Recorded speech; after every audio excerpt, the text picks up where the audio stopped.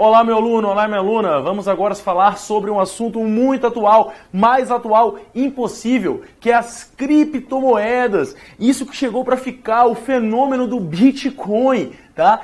Isso tá todo mundo falando, todas as economias falam disso. E vamos agora fazer o quê? Vamos falar, discorrer um pouco sobre a parte mais básica, é lógico, entender o funcionamento, como é que funciona o uso da criptomoeda e terminar de fazer as questões, fazer mais questões do Banco do Brasil para a gente conseguir fechar todas as questões que já foram cobradas em prova, tá ok? Então, lembrando que na última reunião do G20 em 2018, como a gente já conversou, foi falado que o principal assunto da pauta foi criptomoedas, então uma coisa muito atual. Temos que, agora em março, em 22 de março de 2018, na reunião de cúpula da G20, que ocorreu na Argentina, se falou de dois assuntos, guerra comercial e criptomoedas, tá? O Banco dos Bancos da Suíça, que é o Banco de Basileia, que é chamado de Banco dos Bancos, o Banco Central, o Banco Central dos Bancos Centrais, também está falando muito sobre criptomoedas, então é algo que realmente está chegando aí para abalar a estrutura do sistema financeiro,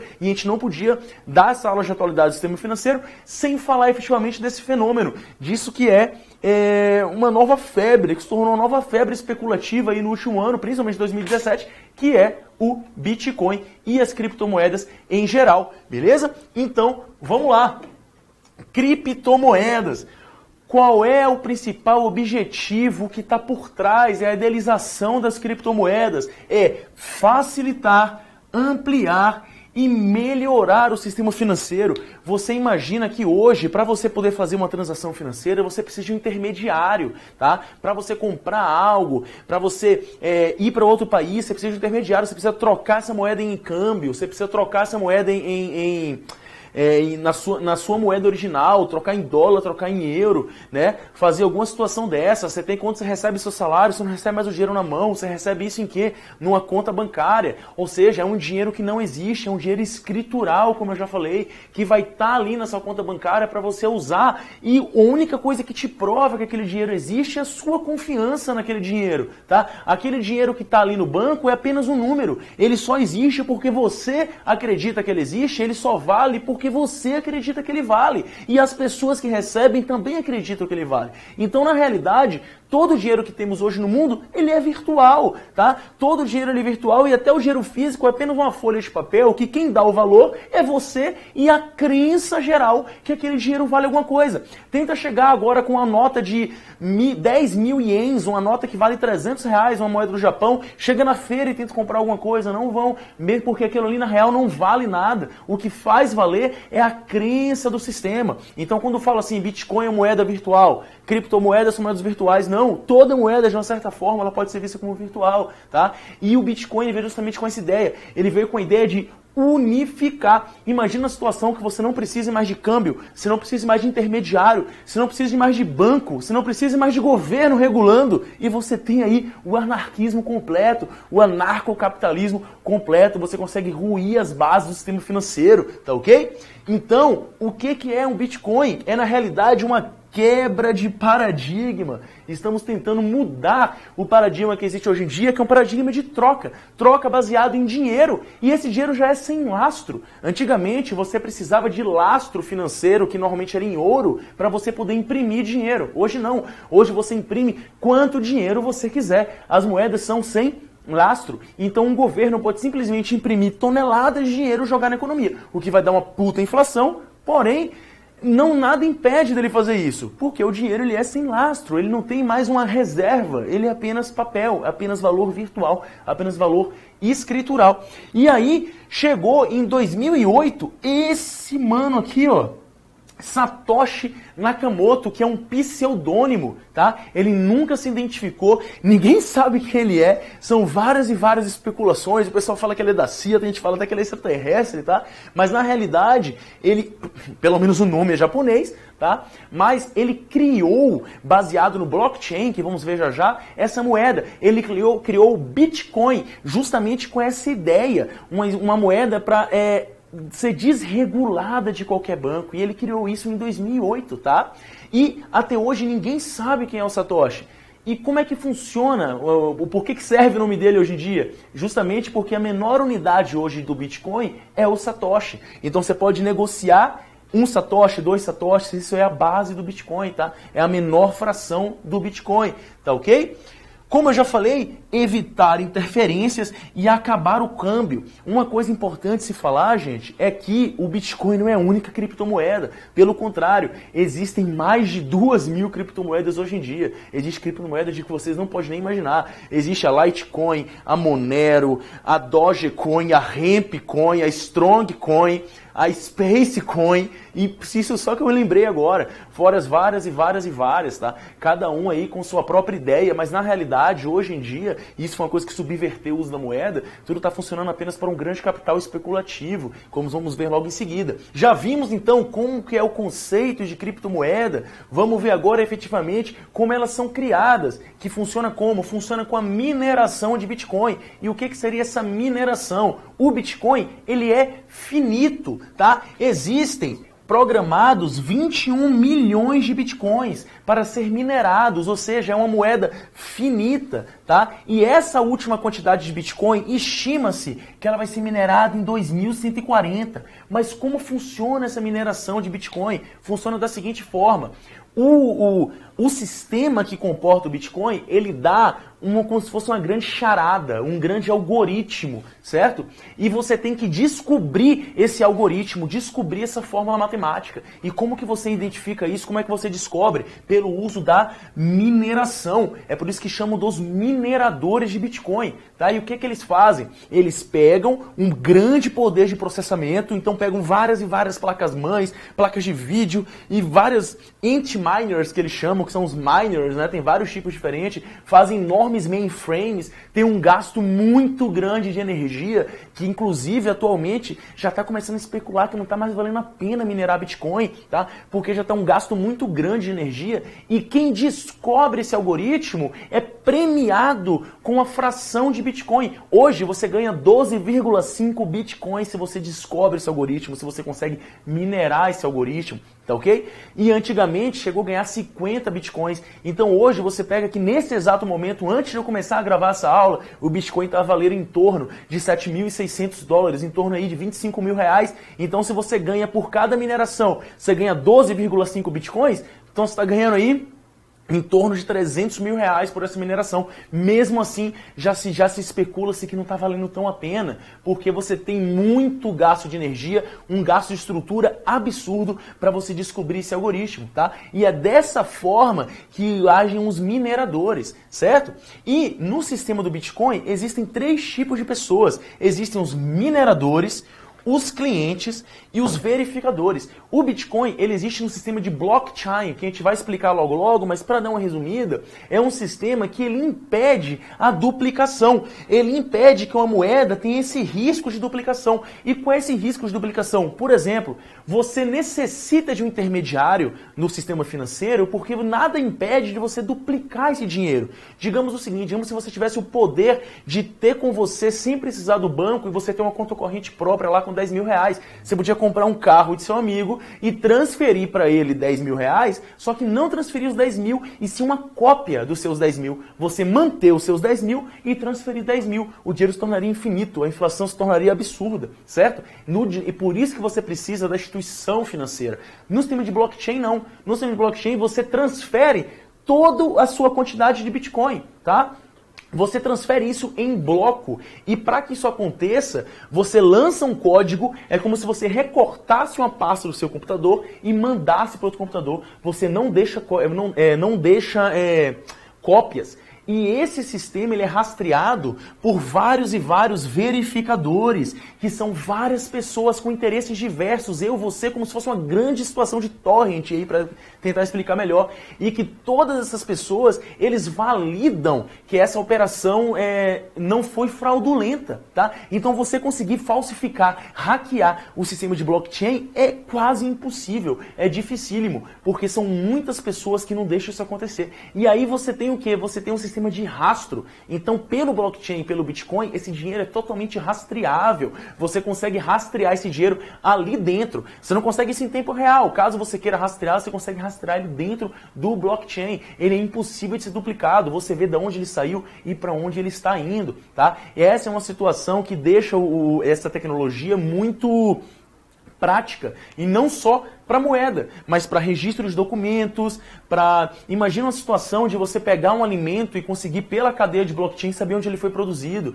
Imagina uma situação que você compra uma joia e você consegue saber de onde o diamante da sua joia veio, para você ter certeza que não é um diamante falsificado. Você tem toda a informação na mão. Essa informação se torna apta a todo mundo, tá? Então essa é a maravilha desse sistema, é isso que torna um sistema tão popular, certo? E é assim que funciona. Os mineradores são os que tentam minerar e acabam botando o Bitcoin em circulação. Os clientes são pessoas como eu e você que tentam fazer o quê? Realmente trocar o seu dinheiro por Bitcoin, né? Também usar Bitcoin como moeda, tá? E os verificadores, que é toda a rede que acaba verificando diretamente e indiretamente se aquela operação ali tem validade, tá ok? Então, já vimos a mineração, vamos ver agora o que o Bitcoin implica, quais são as implicações das criptomoedas. Gente, quando eu falo Bitcoin, eu não quero falar apenas o Bitcoin, hoje existem inúmeras criptomoedas, tá? Bitcoin é a mais famosa, é a mais conhecida.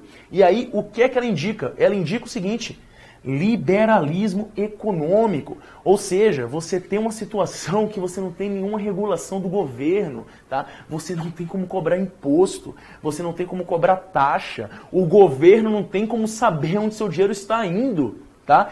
Apesar de o blockchain você conseguir achar o rastro, de uma certa forma seu dinheiro se torna irrastreável, certo? Você precisa que os próprios verificadores do sistema indiquem isso aí. Se torna um dinheiro sem risco de duplicação, só que o governo não tem o poder de rastrear esse dinheiro. Então é uma grande ameaça para o sistema. É uma subversão do sistema financeiro. Como já dizia Keynes, um dos economistas mais liberais de todos, você quer ruir um governo, você quer acabar com o sistema, você subverta sua moeda, porque você tira do governo o poder de criar e trabalhar imposto. Ou seja, se você tem Bitcoin, dane-se o que você vai receber do governo, dane-se se eles vão te cobrar imposto, porque do Bitcoin eles não podem cobrar. Então, se você tem uma situação em que o de todo mundo começa a acreditar na criptomoeda, você não tem mais a importância do dinheiro físico, ninguém mais liga mais pro dinheiro, ok?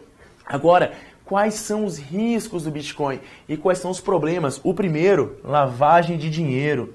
Gente, quando o Bitcoin surgiu, quando a criptomoeda surgiu, existia um site chamado Silk Road, que é o caminho da seda, e o que acontecia nesse site? As pessoas compravam drogas, compravam armas, tudo isso que era dentro da Deep Web. E como que se fazia esse pagamento?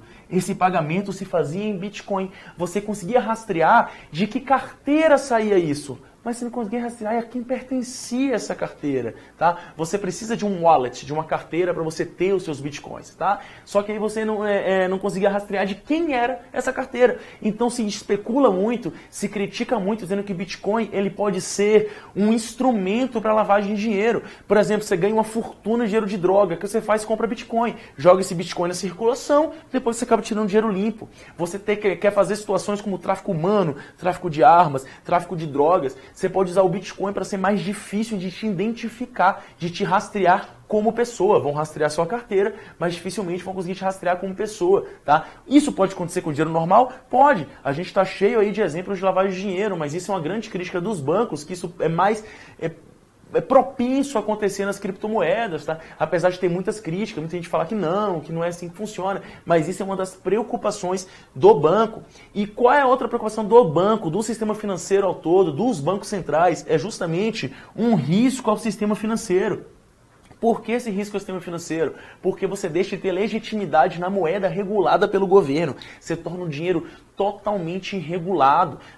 O governo não consegue mais ter o controle das suas transações financeiras, tá? Se você chega e vai comprar, por exemplo, uma casa, você vai fazer um financiamento, você vai transferir esse dinheiro. Até para você juntar esse dinheiro, se você quiser dar ao vivo, o que é que você vai fazer? Você vai tirar esse dinheiro do banco. Então, os intermediários financeiros, esse sigilo bancário, o governo pode quebrar. O governo pode ver o que você faz com o seu dinheiro pelos intermediários financeiros. E no Bitcoin não. O governo não tem mais nenhuma nenhum poder, não tem nenhum controle sobre o que você faz ou deixa de fazer com o seu recurso. E é por isso que é uma ferramenta tão grande de liberalismo econômico, por isso que ele é tão sedutor, tá? Agora vamos ver mais um pouco sobre essa tecnologia do blockchain.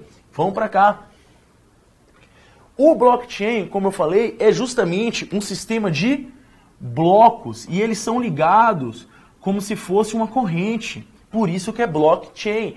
Ele funciona, de certo modo, como um grande livro-razão. É um livro contábil, só que enorme, de todas as situações, e que não serve apenas para o Bitcoin, serve para várias situações como um todo, como, por exemplo, documentos, cadastros, tá? É um sistema que guarda informações, é um sistema de informações, o blockchain, que foi descoberto há bastante tempo, lá em meados dos anos 90, mas começou a ser utilizado, dar atenção para ele com o Bitcoin. O Bitcoin e todas as criptomoedas, eles são sempre feitos em blockchain. O sistema que usam para armazenar esses dados é em blockchain.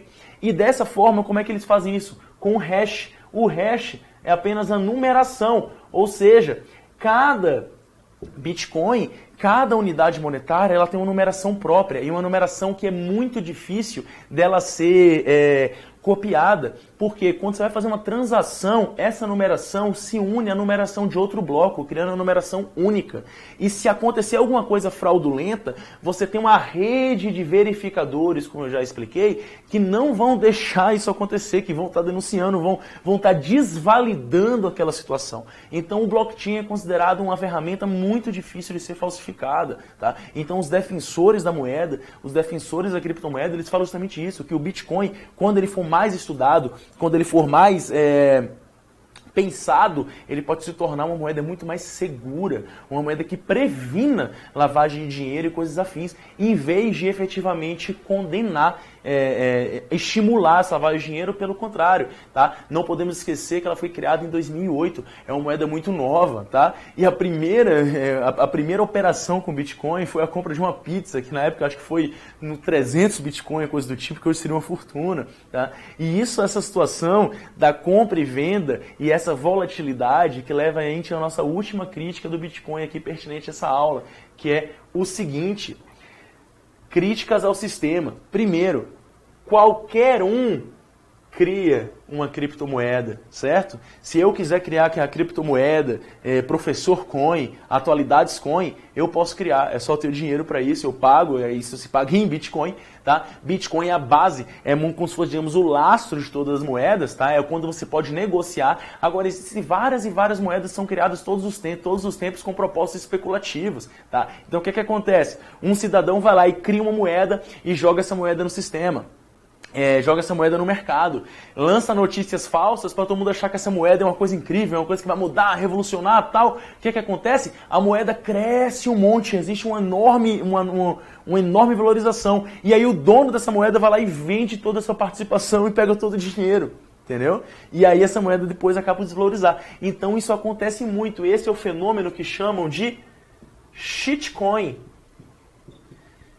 Shitcoin é justamente isso, a moeda de merda, né, que você fala assim pelo inglês, que é o shitcoin, que falam que são todas essas moedas criadas assim apenas para capital especulativo. Muitos criticam, dizendo que esse uso indiscriminado das shitcoins é que está derretendo o Bitcoin, é que está atrasando que o Bitcoin cumpra a função que eles queriam que cumprisse, entendeu? Então hoje você tem poucas moedas assim consideradas mais sérias. Um exemplo é o Litecoin, o Bitcoin, o Monero, o Verge, né? São algumas moedas aí que são mais diferenciadas, que tem mais um lastro, assim, uma história, alguém por trás. Menos o Bitcoin, que ninguém sabe quem é o criador até hoje, e se tornou a mais famosa, tá? Antes de explicar sobre a Petros, eu vou falar um dado muito interessante. Em dezembro de 2017, o Bitcoin atingiu seu máximo histórico, quando ele começou a valer cerca de 20 mil dólares. Por que ele valeu isso? Porque no início de 2017, em janeiro, ele valia pouco menos de 1.000 dólares. Em um ano, ele cresceu 2000%. Então foi uma euforia tão grande que eu tenho certeza que você que está em casa conhecia um tiozinho ali da esquina que nunca tinha ouvido falar nem em CDB, mas que investia em Bitcoin. Por quê? Porque estava dando muito dinheiro, você vê a gente enriquecer. Houve até muitas acusações de se tornar uma pirâmide financeira, como a gente tem uma história recente de pirâmides financeiras no Brasil, né? Mais puxadas aí pela Telex Free, que foi aquela grande pirâmide financeira que aconteceu agora há alguns anos. Muita gente especulava e acusava o Bitcoin de ser uma pirâmide, o que não se tratava. Só que o que aconteceu? Como o Bitcoin teve uma mudança de valor tão grande, as pessoas pararam de usá-lo como moeda e começaram a usar ele apenas como capital especulativo. Pensa comigo, se eu tenho um Bitcoin que em janeiro vale R$1.000, $1.000, e você tem um produto que custa também $1.000, você acha que eu vou pegar meu Bitcoin e trocar para você pelo produto, sabendo que daqui a um ano meu Bitcoin pode estar valendo $20.000? Então seria uma burrice para mim comprar o seu produto justamente porque ele estaria valendo muito mais, né? E também, se você tem uma volatilidade negativa, você vai segurar o seu produto e não vai me vender, porque senão você pode ver seu dinheiro derreter.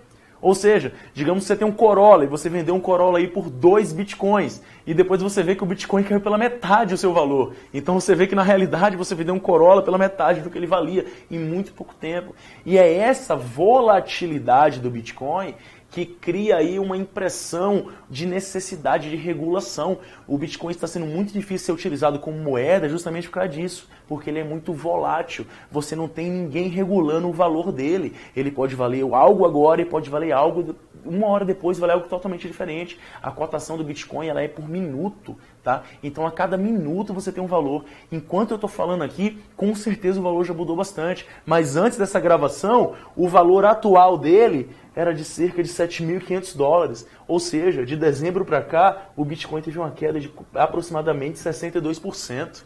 Tá? Você imagina quem comprou aqui.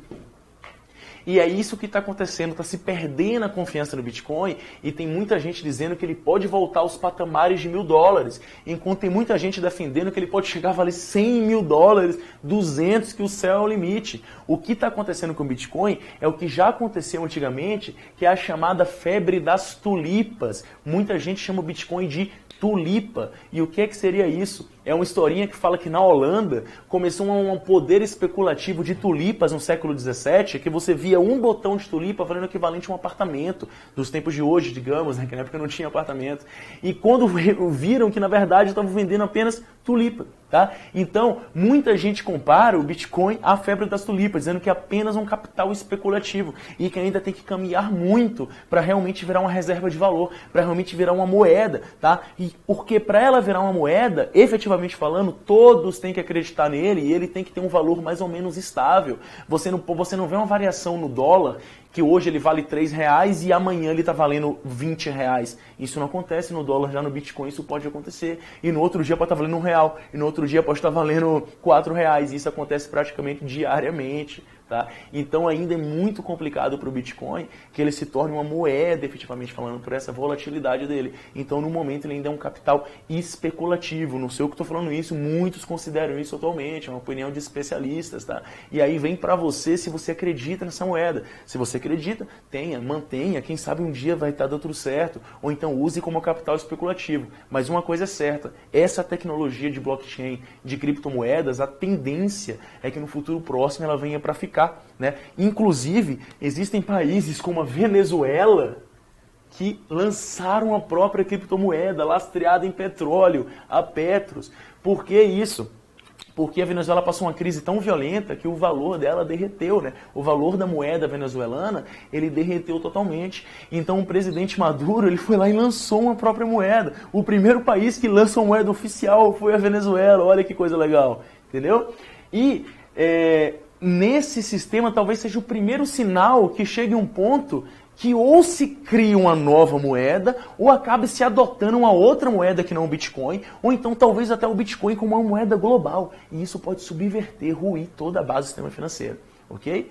Então é isso, pessoal, que a gente tinha que falar sobre Bitcoin. Vamos agora fazer alguns exercícios aí para finalizar todo o banco de questões do Banco do Brasil. E vamos lá.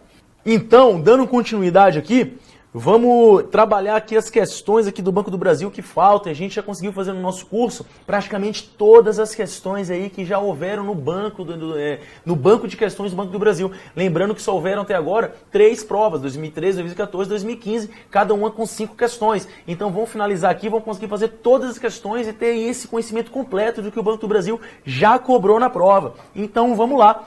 De acordo com a figura abaixo, observa-se que o mercado financeiro está basicamente segmentado em 4 grandes mercados: mercado monetário, mercado de crédito, mercado de câmbio e de capitais, tá? É essa figurinha aqui que eu botei lá na aula de vocês.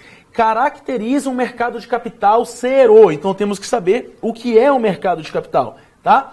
Letra A, mercado em que são negociadas as trocas de moeda estrangeira por moeda nacional. Como está grifado aqui, gente, se é troca de moeda estrangeira por moeda nacional, esse mercado é de quê? De câmbio, certo? Então não vou nem ler o resto. Já sei que esse mercado aqui, ele é de câmbio, tá ok? Vamos para a letra B. Segmento do mercado financeiro em que são criadas as condições para que as empresas captem recursos diretamente do investidor. Como que uma empresa capta recurso do investidor? Por meio de ações.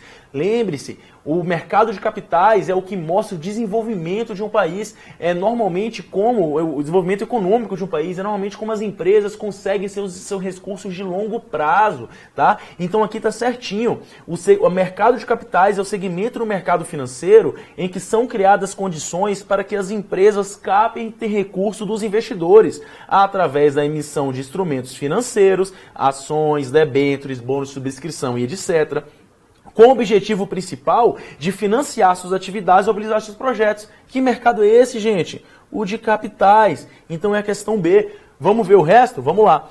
Mercado utilizado basicamente para o controle da liquidez da economia.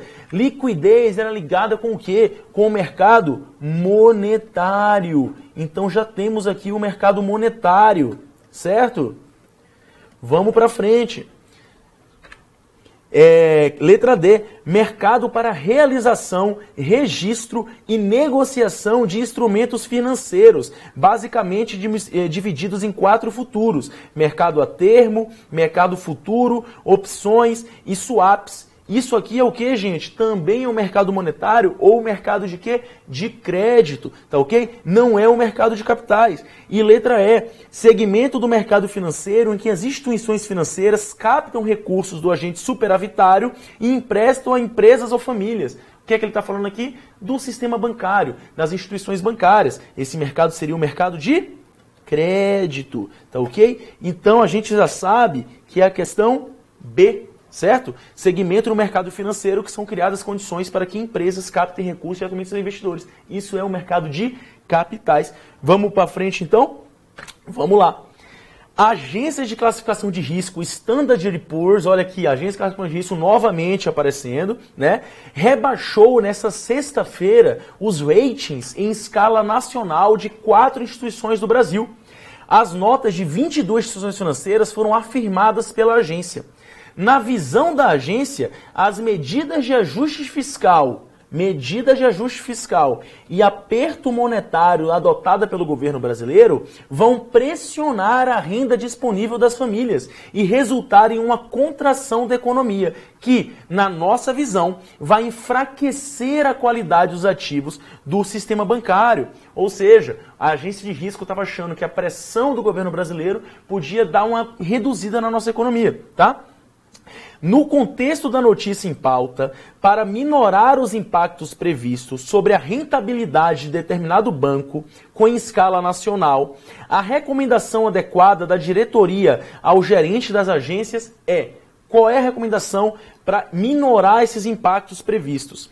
Renunciar o uso do cadastro positivo? Não, né, gente? O que seria o cadastro positivo? É uma situação que o governo estava querendo criar para você ter uma boa e um bom histórico do cliente, ou seja, se aquele cliente paga suas contas, se aquele cliente é um cliente idôneo, tá? Se aquele cliente ele tem um poder de cumprir seus compromissos, de poder pagar efetivamente os seus empréstimos, tá? Então isso é bom para o sistema bancário, você tem um cadastro positivo. Então isso não é uma coisa que melhora até o impacto, tá? Então você não pode renunciar ao uso do cadastro positivo para minorar o impacto que a Standard & Poor's estava prevendo. Letra B, concentrar toda a carteira de crédito na modalidade de crédito consignado. Gente, você como investidor ou como emprestador, se você é um banco, você tem que diversificar seu investimento. Se você concentra tudo num lugar só, a chance de dar merda é grande, porque pode acontecer uma coisa ruim só naquele mercado. E aí você tá na lama, né, cara? Então, concentrar, claro que não pode ser, beleza? Letra D, vou até pular a C. Vetar a renegociação de dívida com cliente inadimplente. Se um banco quer rever o seu dinheiro com cliente inadimplente, o que esse banco tem que fazer se o cara não pode pagar? É renegociar a dívida. Então é lógico que não vai ser vetar a renegociação de dívida. Isso aqui não tem nem lógica, tá? Letra E, abrir mão de garantia sobre crédito concedido, ou seja, empresta essa porra aí, foda-se a garantia. É lógico que isso não pode ser, certo? Então, para minorar o impacto, você não pode abrir mão de garantias. O que é que sobra, então, para você minorar o impacto? A letra C, conferir maior rigor na seleção de carteira de clientes, ou seja, emprestar para quem realmente merece. Então aí você tem uma chance de minorar os impactos no mercado de crédito brasileiro, tá ok? Então essa aqui é a questão C. Vamos para frente. As previsões para o desempenho da economia brasileira neste ano e no próximo continuam se deteriorando. Olha só, a prova de 2015 estava no auge da crise, né? As cerca de 100 instituições que, consultadas para o Boletim Focus, divulgado pelo Banco Central, projetam uma queda maior para o Produto Interno Bruto em 2015. E vimos que foi o que realmente aconteceu. Em 2015 tivemos uma queda do Produto Interno Bruto, em 2016 tivemos uma outra queda e em 2017 voltamos a reagir, tá? Quanto à inflação, os analistas consultados pelo BC aguardam uma alta de 9,23% nesse calendário, acima da taxa estimada de 9,15%, tá? Ok. Neste contexto, representa uma medida efetiva que poderá ser adotada para conter a alta inflacionária. Gente, o que eu já falei várias e várias vezes aqui, se a gente quer frear a inflação, se a gente quer conter a inflação, que instrumento de política monetária podemos usar? Aumentar a taxa Selic, certo? Então vamos lá para as questões? Letra A, logo de cara. Aumentar a taxa de juros básicas da economia. Por quê? Porque vai ser mais atrativo, em vez de você colocar o dinheiro para girar, você ir lá e pegar um título público, colocar o dinheiro no banco. Isso freia a inflação, isso tira dinheiro de circulação, tá ok? Então, nem vou ler o resto aqui. Nesse contexto, representa uma medida efetiva para conter a alta inflacionária, aumentar a taxa de juros básica da economia. Beleza? Vamos para frente, nossa última questão. Grande parte das nações indica apenas a meta na qual a autoridade monetária do país está mirando ao fixar os juros básicos. Outras estabelecem um intervalo de tolerância, ao mesmo tempo em que 7 países adotam um sistema igual ao Brasil, meta central e intervalo de tolerância para cima ou para baixo. O intervalo de tolerância da meta da inflação adotada pelo governo em 2017 sofreu uma alteração em junho de 2015. A alteração foi no... Gente, isso aqui cobrou que lá em 2015 você soubesse qual era a meta de inflação para 2017, tá?